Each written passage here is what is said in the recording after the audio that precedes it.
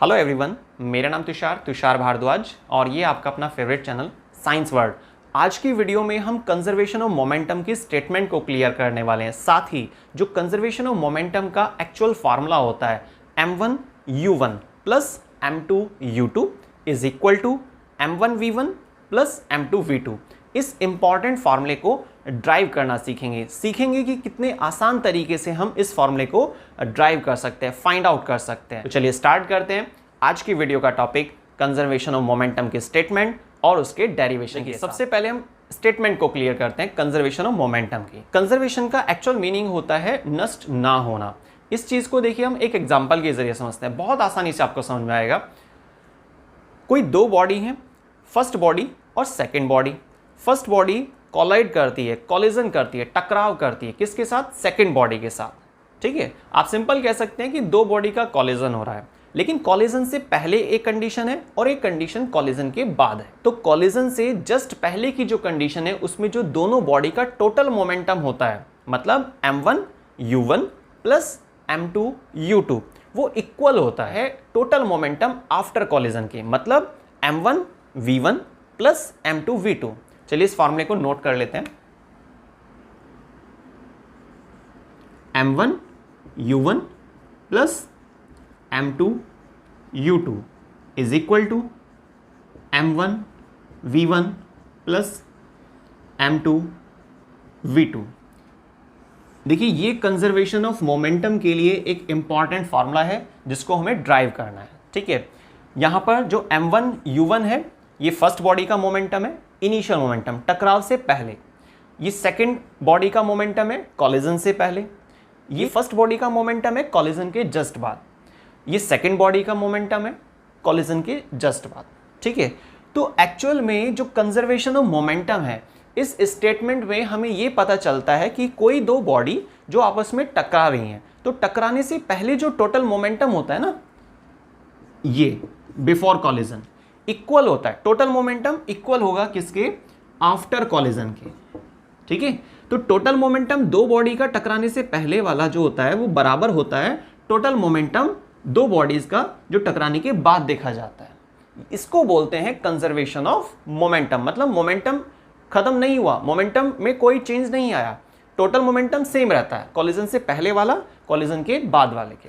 ठीक है, लेकिन इस फॉर्मूले को आप कैसे ड्राइव कर सकते हैं, क्या इसका सिंपल मेथड है, अब वो हमें देखना है। ठीक है, तो चलिए उसके लिए हम सिंपल एक डायग्राम ड्रॉ करते हैं। उस डायग्राम की हेल्प से आपको बहुत आसानी से समझ में आएगा। ये कोई फर्स्ट बॉडी है, ये कोई सेकंड बॉडी, फर्स्ट ये सेकंड, कोलिजन हुआ। ठीक है, अगली कंडीशन कोलिजन के बाद की जो कंडीशन होती है,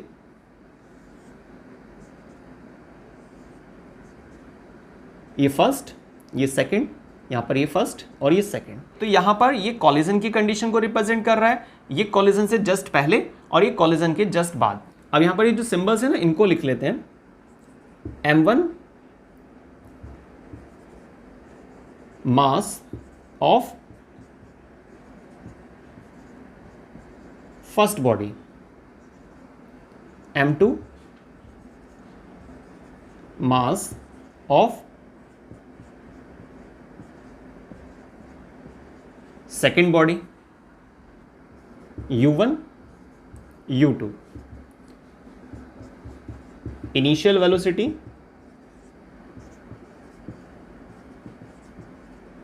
किसके लिए? फर्स्ट बॉडी के लिए।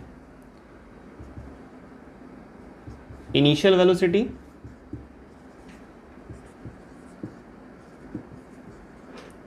सेकेंड बॉडी के लिए। ठीक है, सेम ऐसे ही v1 और v2 को भी आप नोट कर सकते हैं। v1 क्या होगा? फाइनल वेलोसिटी फर्स्ट बॉडी के लिए, और v2 क्या होगा? फाइनल वेलोसिटी सेकेंड बॉडी के लिए। ठीक है, rate of change of momentum, rate of change of momentum for first body कितना होगा? m1 v1 minus m1 u1। तो एक बॉडी का हमने मोमेंटम ले लिया है ना, rate of change of momentum first body का। लेकिन आपको पता है जब हम rate of change of momentum की बात करते हैं तो डिवाइड बाय में क्या आता है, टाइम। ठीक है, तो देखिए ये तो हुआ rate of change of momentum first body का, कि फर्स्ट बॉडी के मोमेंटम में चेंज जो आ रहा है वो कितना होगा, m1 v1 minus m1 u1 divide by t, क्योंकि रेट ऑफ चेंज की बात कर रहे हैं ना तो डिवाइड बाय वहाँ पे टाइम को इन्वॉल्व किया जाता है। अब बात ये कि मोमेंटम में जब चेंज आ रहा है ना फर्स्ट बॉडी के, तो क्यों आ रहा है, सेकंड की वजह से आ रहा है। एक्चुअल में तो हम ये मानकर चल रहे हैं कि भाई फर्स्ट बॉडी ने सेकंड को हिट किया, लेकिन जब पहली बॉडी दूसरी बॉडी पर, दूसरे व्हीकल पर फोर्स अप्लाई करती है ना, उसके मोमेंटम को चेंज करती है, तो फोर्स सेकंड पर लग रही है, सेकंड का मोमेंटम भी चेंज होगा, लेकिन फर्स्ट बॉडी के ऊपर भी फोर्स अप्लाई होगी। ठीक है, और साथ में उसका भी मोमेंटम चेंज होगा। लेकिन जो फर्स्ट बॉडी का मोमेंटम चेंज हो रहा है वो किस वजह से हो रहा है, क्योंकि सेकंड के द्वारा फोर्स लगी फर्स्ट पर। यही चीज हमें नोट करनी है, force applied on first body, first body पर फोर्स अप्लाई हुई, लेकिन किसकी वजह से, सेकंड की वजह से, बाय सेकंड बॉडी। ठीक है, अब देखिए इसके लिए सिंबल्स क्या होता है, F21, force applied by second on first body. तो सेकंड के द्वारा फोर्स लगी फर्स्ट बॉडी पर, इसके हम इक्वल रखेंगे किसको, change in momentum, rate of change of momentum, m1 v1 minus m1 u1 divide by t। ये एक फॉर्मूला तैयार हो गया हमारे पास। लेकिन अब आप सोच रहे होंगे कि भाई हमने फोर्स को rate of change of momentum के बराबर क्यों रखा, वो इसीलिए क्योंकि न्यूटन का सेकंड रूल क्या था, rate of change of momentum remains directly proportional to the external force applied. जो मोमेंटम में बदलाव आता है, मोमेंटम में बदलाव का जो रेट होता है ना वो इक्वल होता है, वो डायरेक्टली प्रोपोर्शनल होता है किस चीज़ के, बाहर से जो फोर्स अप्लाई होती है। जितना ज़्यादा फोर्स अप्लाई होगी उतना ही ज़्यादा मोमेंटम में चेंज आएगा किसी बॉडी के। ठीक है, तो उस चीज़ को हमने इस्तेमाल किया और फोर्स को इक्वल रख दिया rate of change of momentum के। क्लियर, सिंपल शॉर्ट में कहा जाए तो न्यूटन के सेकंड रूल का यहाँ पर इस्तेमाल किया गया है, लॉ ऑफ मोमेंटम का, जिसमें सिंपल फार्मूला आपने देखा होगा, P is equal to mass into velocity लिख देते हैं। लेकिन जो एक्चुअल फार्मूला होता है वो क्या होता है, rate of change of momentum remains directly proportional to the external force applied. Clear, तो ये हमारे पास एक इक्वेशन बन गई है, नंबर फर्स्ट डाल देते हैं इसको। इसी तरीके से सेम इसी प्रोसेस का इस्तेमाल करना है और हमें सेकंड इक्वेशन तैयार करनी है। उसके लिए हम क्या करने वाले हैं, rate of change of momentum for second body, rate of change of momentum. ठीक है, शॉर्ट में लिख लेते हैं, फॉर सेकेंड बॉडी। ये हमने फर्स्ट बॉडी के लिए लिया था, यहां पर सेकेंड बॉडी के लिए क्या फॉर्मूला होगा उसके लिए, m, जैसे आपने यहां पर नोट किया था कि m1 v1, सेम इसी तरीके से m2 v2 minus m2 u2। यहाँ पर फर्स्ट बॉडी की बात चल रही थी, यहाँ पर सेकंड बॉडी की, इसलिए यहाँ पर 2 का इस्तेमाल किया जा रहा है, whole divide by time. Clear, तो ये तो क्या हुआ हमारे पास, rate of change of momentum second body का। अब इसी तरीके से हमें यहाँ पर समझना है कि फोर्स जो हम यहाँ पर ले रहे थे, force applied on first body by second body, जब कॉलिजन हुआ तो ठीक है, फर्स्ट बॉडी का मोमेंटम चेंज हुआ था इस वाले केस में, लेकिन सेकंड की वजह से, तो फोर्स किसने लगाई थी यहाँ पर, फर्स्ट वाले केस में सेकंड ने फोर्स लगाई, तो सेकंड बॉडी ने फर्स्ट पर फोर्स अप्लाई की। लेकिन अब हम जो केस ले रहे हैं वहां पर हम क्या समझ रहे हैं कि भाई सेकंड बॉडी का जो मोमेंटम है वो चेंज हुआ, तो सेकंड बॉडी का मोमेंटम जो है वो चेंज हो रहा है, लेकिन किस वजह से हो रहा है, क्योंकि फर्स्ट ने सेकंड पर फोर्स लगाई। अब हमें उसी हिसाब से लाइन लिखनी है, force applied on second by first body, force applied on second body, force applied on second body by first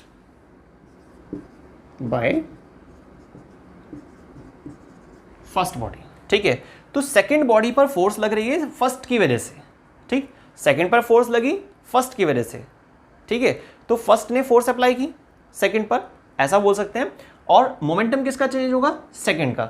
यहां पर देखिए डेरिवेशन बहुत ईजी है, लेकिन सबसे कंफ्यूजिंग जो स्टेप होता है ना वो सिर्फ यही है। जब आप मोमेंटम लेते हैं, rate of change of momentum लेते हैं फर्स्ट बॉडी का, तो फोर्स अप्लाई करता है कौन? सेकंड, ठीक है, जिसको लिखते कैसे? F21। जब आप मोमेंटम का जिक्र करते हैं, rate of change of momentum जो है रिप्रेजेंट करते हैं सेकंड बॉडी का, ठीक है, कि सेकंड बॉडी के मोमेंटम में कितना चेंज आया, तो उसके लिए जो हमें फोर्स रिप्रेजेंट करनी होती है वो F12 है, मतलब फर्स्ट के द्वारा सेकंड पर, यहां पर सेकंड के द्वारा फर्स्ट पर। अब देखिए इसी लाइन के लिए हमें एक सिंबल डालना है F12। इसका मतलब क्या है? फर्स्ट के द्वारा सेकंड पर, तो मोमेंटम किसका चेंज होगा? सेकंड बॉडी का। इसलिए यहां पे हमने rate of change of momentum जो कैलकुलेट करा है वो किसका निकाला है? सेकंड बॉडी का। अब देखिए हमें क्या करना है, इस फोर्स को इसके इक्वल रखना है, simple. F12 is equal to, F12 का मतलब क्या है? Force on second body by first. तो सेकंड बॉडी पर फोर्स लगी फर्स्ट की वजह से, तो मोमेंटम कौन सी बॉडी का चेंज होगा? सेकंड बॉडी का। M1 M2 V2 minus M2 U2 और डिवाइड बाय T, ठीक है, तो ये हमारे पास सेकंड इक्वेशन तैयार हो गई है। तो जैसे हमने फर्स्ट फॉर्मूला तैयार किया इसी तरीके से हमने सेकंड फॉर्मूला तैयार कर लिया है। बस आपको ध्यान क्या रखना है, एक छोटी सी चीज याद रखनी है, अदरवाइज डेरिवेशन बहुत इजी है कि भाई जब आप F21 का जिक्र करते हैं इसका मतलब क्या है कि force on first body by second, first पर सेकंड की वजह से जो फोर्स लग रही है, तो इसलिए मोमेंटम किसका चेंज होगा? फर्स्ट बॉडी का। इसी तरीके से F12 force on second body due to first, तो सेकंड बॉडी पर फोर्स लग रही है फर्स्ट की वजह से, तो मोमेंटम किसका चेंज होगा? सेकंड बॉडी का, ठीक है। अब देखिए आगे क्या करना होगा, हमें न्यूटन के तीसरे रूल का इस्तेमाल करना होगा। न्यूटन का जो थर्ड रूल था, हालांकि उस पर भी हमारी वीडियो जा चुकी है, आपने उसको अगर नहीं देखा है तो आप एक बार उसको चेक कर सकते हैं, देख सकते हैं, जिससे कि ये टॉपिक आपको बहुत आसानी से समझ में आएगा। बहुत सारे उसमें इंपॉर्टेंट एग्जाम्पल भी डिस्कस किए गए, आपको वीडियो का लिंक डिस्क्रिप्शन बॉक्स में मिल जाएगा। चलिए खैर आगे चलते हैं। तो यहाँ पर अब हमें इस्तेमाल करना होगा न्यूटन के थर्ड रूल का। तो यहाँ पर लाइन लिखनी होगी, according to Newton's third law. तो according to Newton's third law of motion, Newton के तीसरे नियम में क्या बताया गया था? To every action there is always equal and opposite reaction. लेकिन वहां पर आपको जो चीज याद रखनी होती है वो इंपॉर्टेंट लाइन क्या है कि एक्शन फोर्स कौन सी है और रिएक्शन फोर्स कौन सी है, क्योंकि रिएक्शन फोर्स में ही हमें माइनस साइन लगाना होता है, ये चीज याद रखनी होती है। अब यहाँ पर एक प्रॉब्लम जो जनरेट होती है ज़्यादातर बच्चों के साथ कि भाई यहाँ पर माइनस लगाएं या यहाँ पर। आप एक बात सोचिए, फर्स्ट बॉडी, ये सेकंड बॉडी, यहाँ पर सेकंड और फर्स्ट, लेकिन F12 का मैंने आपको एक्चुअल मीनिंग क्या बताया था, इसको अगर हम लाइन में कन्वर्ट करें ना इस सिंबल को F12 को, तो कैसे बोलेंगे? Force on second body due to first, तो सेकंड पर फोर्स लगी फर्स्ट की वजह से। प्राइमरी केस तो यही था भाई, सेकंड बॉडी को हिट किया ना फर्स्ट बॉडी ने, तो ये तो एक्शन फोर्स हुई। इसका मतलब F12 क्या है? एक्शन फोर्स, और F21 क्या होगा? रिएक्शन फोर्स, और रिएक्शन फोर्स में हमें माइनस करना होता है। इस चीज को आप नोट कर लेना, और इसका एक्चुअल रीजन क्या है वो ध्यान रखना, ठीक है। तो F12 is equal to F21, लेकिन यहां पर आप इसको माइनस साइन दिखाएंगे, ठीक है। अब आपको वैल्यूज पुट करनी है। F12 की वैल्यू क्या है? ये M2 V2 minus M2 U2 divide by T is equal to में F21, यहाँ पर माइनस आएगा तो माइनस को डायरेक्ट मल्टीप्लाई कर देते हैं, माइनस का डायरेक्ट यूज कर लेते हैं, तो माइनस का M1 V1 plus M1 U1 whole divide by T, क्योंकि माइनस साइन जब आप अंदर मल्टीप्लाई करें ना माइनस साइन से, तो ये माइनस हो जाएगा, ये माइनस माइनस प्लस हो जाएगा। यहाँ पर मैंने इसको चेंज करके लिख दिया डायरेक्ट, ठीक है। T से T कैंसिल हो जाएगा, सिंपल, T से T कैंसिल हो जाएगा। अब हमें क्या करना है? U वाले एक साइड करने हैं और जो V वाले सिंबल्स हैं उनको एक साइड करना है, ठीक है। माइनस का M2 u2 minus m1 u1 is equal to minus m1 v1, और इसको आप उधर ले जाएंगे, ये भी माइनस हो जाएगा, माइनस का m2 v2। हमने u वाले सिंबल्स को एक साइड कर दिया है और v वाले सिंबल्स को एक साइड कर दिया है, ठीक है। यहाँ पर भी माइनस पार्ट दिखाया हुआ है और यहाँ पर भी माइनस है, तो आप माइनस कॉमन लेंगे LHS की तरफ से और माइनस कॉमन लेंगे RHS की तरफ से, ठीक है, और माइनस से माइनस कैंसिल आउट हो जाएगा। और फाइनली क्या हमारे पास रिजल्ट आएगा, m1 u1 plus m2 u2 is equal to m1 v1 plus m2 v2, ठीक है। तो इस तरीके से बहुत आसानी से आप फाइंड आउट कर सकते हैं इस फॉर्मूले को, क्योंकि कंजर्वेशन ऑफ मोमेंटम के लिए जो एक्चुअल फार्मूला है वो क्या है, m1 u1 plus m2 u2, मतलब दो बॉडी का जो टोटल मोमेंटम होता है टकराने से पहले वो सेम रहता है, बराबर रहता है, टकराने के बाद दोनों बॉडी का जो टोटल मोमेंटम था उसके इक्वल रहता है, ठीक है।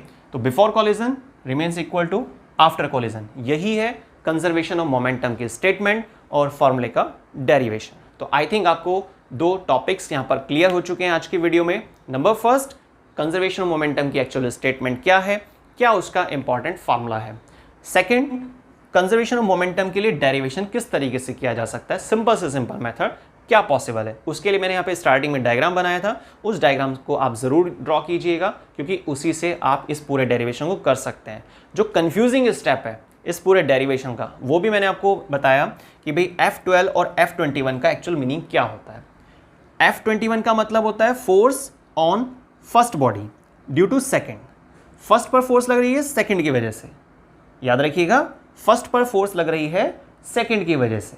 तो सेकेंड बॉडी ने फर्स्ट पर फोर्स लगाई तो मोमेंटम तो फर्स्ट का चेंज होगा, इसलिए rate of change of momentum आप फर्स्ट बॉडी का यहाँ पर लिखेंगे, एक इक्वेशन बना देंगे। दूसरी तरफ F12, force on second body due to first, तो सेकेंड बॉडी पर फर्स्ट की वजह से फोर्स लगी, याद रखिएगा, सेकेंड बॉडी पर फर्स्ट की वजह से फोर्स लगी, जो एक्चुअल में एक्शन फोर्स है, ठीक है, इसलिए हमने यहां पर इसको प्लस रखा था। तो यहां पर मोमेंटम किसका चेंज होगा, सेकेंड बॉडी का।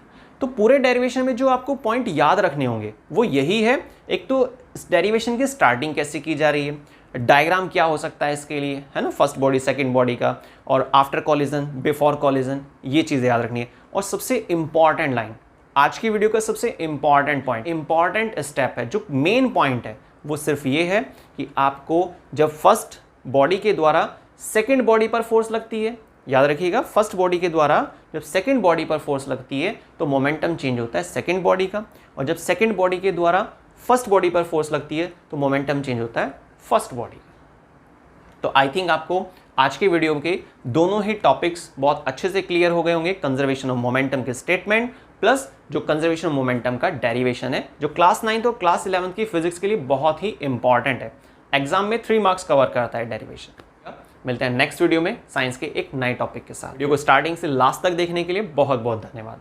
जुड़े रहिए साइंस वर्ड चैनल से, मिलते हैं नेक्स्ट वीडियो में।